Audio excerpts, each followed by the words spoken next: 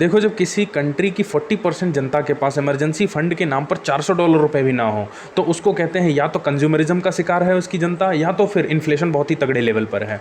और ये कहानी किसी छोटे मोटे देश की नहीं, यूएस की है। गूगल करके देख सकते हो, फेडरल बैंक की एक सर्वे है जिसमें कहा गया है कि 4 people out of 10 does not contain $400 expense in their emergency fund. Okay, और इस सर्वे को थोड़ा सा डीप में पढ़ोगे तो लोगों ने ये कहा है कि मैक्स टू मैक्स उनके पास सिर्फ $100 का ही एक्सपेंस है इमरजेंसी के नाम पर। अब क्वेश्चन ये उठता है कि ये लोग सर्वाइव कैसे कर रहे हैं, इन लोग का काम कैसे चल रहा है। 40% एटलीस्ट ह्यूज अमाउंट। तो 40% का काम इसीलिए चल रहा है कि वहाँ की गवर्नमेंट की स्कीम बहुत तगड़ी है, वो गवर्नमेंट बहुत ज़्यादा सपोर्ट करती है, चाहे भले उनके ऊपर डेट बहुत ज़्यादा है, कंट्री के ऊपर डेट तो है नो डाउट, लेकिन उनके पास स्कीम, उनके पास सपोर्ट, जनता को सपोर्ट करने के लिए बहुत सारे नियम कानून हैं। तो वहाँ लोग बिना पैसों के भी सर्वाइव कर रहे हैं, क्योंकि कैपिटलिज्म वाली कंट्री है। वहाँ तुम्हारे जेब में पैसे रहने से मतलब नहीं है, तुम्हारे जेब में अगर 10 लाख करोड़ रुपए भी हैं तो उनको बस खर्च करो।